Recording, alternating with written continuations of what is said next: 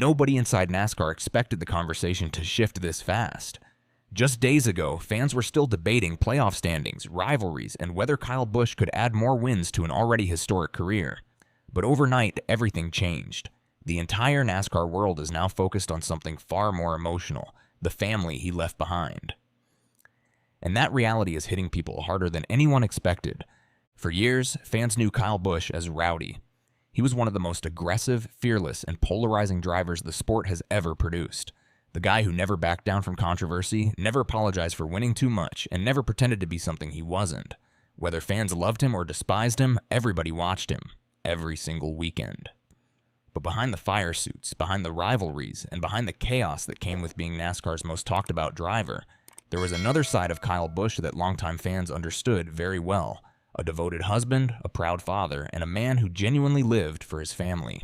Kyle Thomas Busch was born on May 2, 1985, in Las Vegas, Nevada, into a family where racing was not a hobby, it was a way of life. His father, Tom Busch, was a mechanic and local late model racer. His older brother, Kurt Busch, was 7 years ahead of him and set a competitive standard that pushed Kyle from the very beginning.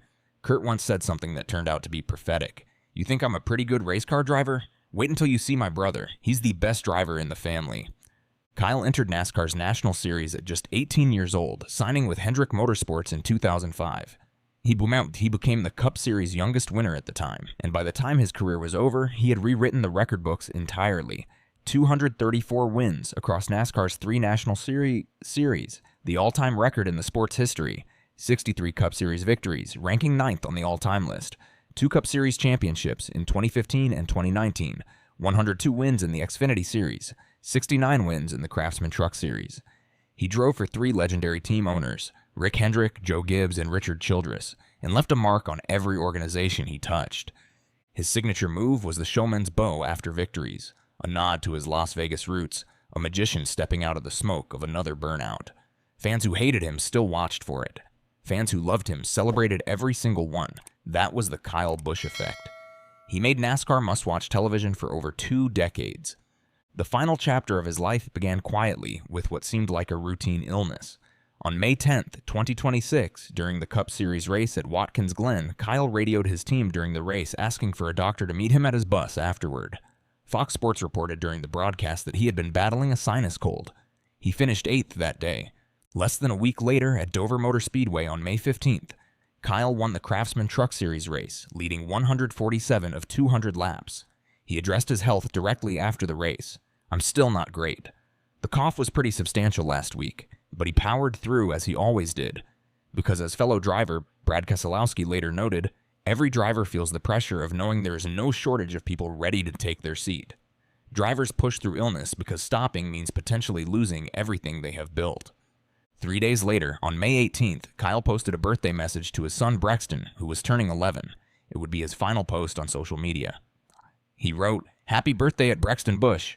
Your mom and I are so proud of who you're turning out to be. You're the best kid on and off the track. You amaze us every day. Keep doing what you're doing, and there is no limit to what you'll accomplish. Love you, buddy." On Wednesday, May 20th, Kyle Busch was testing at the General Motors Racing Simulator in Concord, North Carolina, when he became unresponsive. A 911 call obtained by ABC News revealed that the caller described him lying on the bathroom floor inside the complex, awake but in serious distress, coughing up blood, extremely hot, and struggling to breathe. The caller asked emergency responders to turn off their sirens on arrival. Kyle was transported to a hospital in Charlotte that same evening. On Thursday, May 21st, 2026, Kyle Busch passed away. He was 41 years old. On May 23rd, the Busch family released a statement confirming the cause of death. The medical evaluation provided to the Busch family concluded that severe pneumonia progressed into sepsis, resulting in rapid and overwhelming associated complications. Sepsis is a life-threatening condition in which the body's immune system overreacts to an infection, beginning to attack its own tissues and organs. It can develop within hours, and when combined with severe pneumonia, can overwhelm even an otherwise healthy adult with devastating speed. The family asked for privacy and understanding as they processed what had happened. When the news broke, the NASCAR world did not just lose a driver, it lost a husband, a father, and a brother. And understanding that loss means understanding the family Kyle Busch built away from the track. Samantha Busch and Kyle met in 2007 at a promotional event at Indianapolis Motor Speedway. Samantha, a college student at the time, admitted she had no idea who Kyle was. Kyle, reportedly too shy to approach her directly, asked his public relations representative to invite her to ride in the pace car. They spoke on the phone for months before their first date.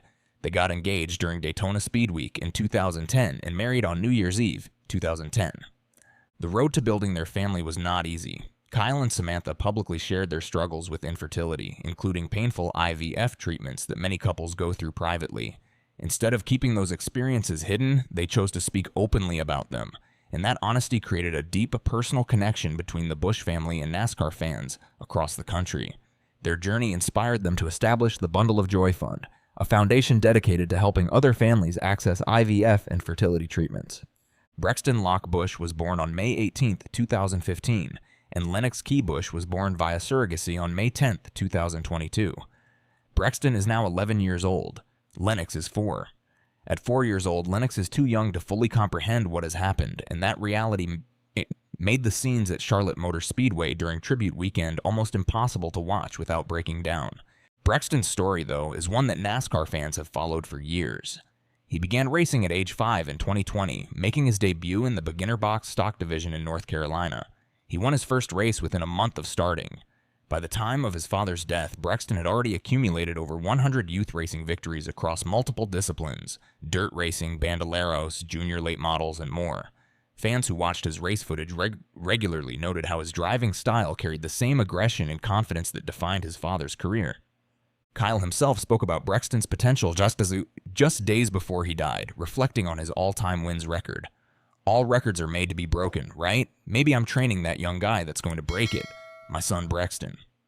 After news of Kyle's death broke, Brexton reportedly changed his social media profile photo to a picture of himself with his father. A Reddit user who watched the tribute weekend wrote, "Kyle's son has a look on his face, not of a grieving boy, but a young man taking care of his mother." Kurt Busch, Kyle's older brother and a NASCAR Hall of Famer inducted in the class of 2026, stood with the family throughout the tribute weekend. The two brothers had competed against each other for decades, sometimes aggressively, but always with a bond that ran deeper than racing. Together, they combined for 97 Cup Series victories, Kurt with 34 and Kyle with 63. Kurt once openly said he believed Kyle would surpass him as a driver. Most people in the NASCAR community believe he was right. Childress Racing made one of the most significant decisions in the immediate aftermath of Kyle's death. The team announced it would suspend use of the number 8 immediately and permanently, with one specific exception. The statement read, Kyle Busch was instrumental in the design of RCR's stylized number 8, and it has become synonymous with Kyle and an important symbol for his fans and the NASCAR industry. No one can carry it forward to the level that he did. The number 8 is reserved and ready for Brexton Busch when he is ready to go NASCAR racing. Austin Hill replaced Kyle in the Coca-Cola 600, driving the car renumbered as the number 33. The parallel to Dale Earnhardt's number 3 after his death at the 2001 Daytona 500 was not lost on anyone. Childress shelved Earnhardt's number for over a decade before his grandson Austin Dillon brought it back in 2014. History was repeating itself in the most painful way possible. The tribute weekend at Charlotte Motor Speedway was unlike anything the NASCAR community had experienced in years. The garage was unusually quiet. An empty chair with Kyle's name sat at the front of the drivers' meeting. The Busch family made their first public appearance together. Samantha, Brexton, Lennix, Tom, and Gay Busch and Kurt gathered around a black number 8 painted into the infield grass as NASCAR CEO Steve O'Donnell addressed the crowd. He said, "Samantha, I want you to know that this sport stands with you, and that you and your children are NASCAR family forever. Brexton and Lennix, your dad loved you with all his heart. Everyone gathered here, everyone behind you, everyone watching on TV, and all those people up in that grandstand are your family, and we've got you." 39 cars carried number 8 decals in the race. The field ran a missing man formation on pace laps, leaving the pole position, where Kyle would have started, completely empty. On lap 8, the Amazon Prime broadcast went silent, and 95,000 plus fans in the grandstands held up 8 fingers as the cars roared past. Bagpipers played Amazing Grace. Dale Earnhardt Jr. narrated the tribute video, reflecting on a relationship that had once been one of NASCAR's most contentious rivalries before the two men reconciled in recent years.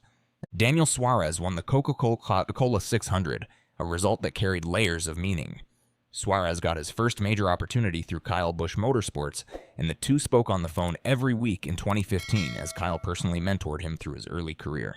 Suarez said in Victory Lane, wearing a number 8 hat, "If it wasn't for Kyle, I wasn't going to be an Xfinity champion. I wasn't going to have my shot in the Cup Series, and to be able to win this race for him is unbelievable. This one is for Kyle, for Samantha, for Brexton, for Lennix, for all his family."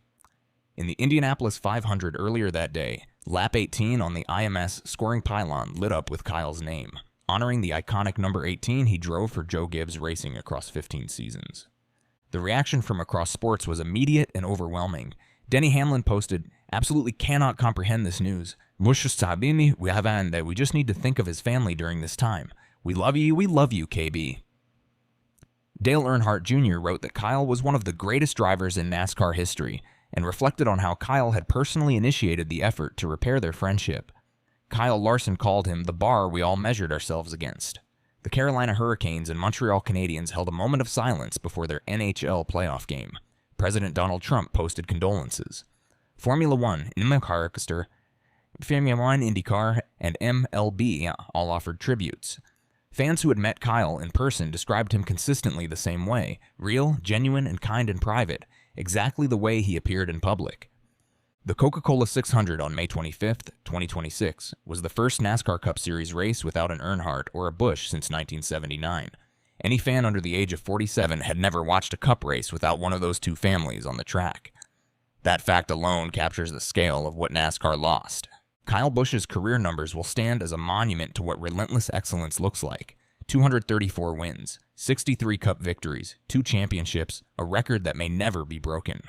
But the drivers he mentored, Daniel Suarez, Eric Jones, Christopher Bell, John Hunter Nemechek, William Byron, are themselves proof that his impact extended far beyond his own results. The shop that once housed Kyle Busch Motorsports, now home to Spire Motorsports, still carries his DNA in its walls and in the people who work there daily.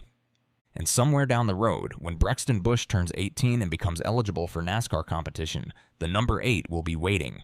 Kyle said it himself, "Because you never know when the last one is." He was right, but for the Busch family, the story is not finished. It is only in a new chapter, and the next driver to write it already has over 100 wins and his father's name to carry forward.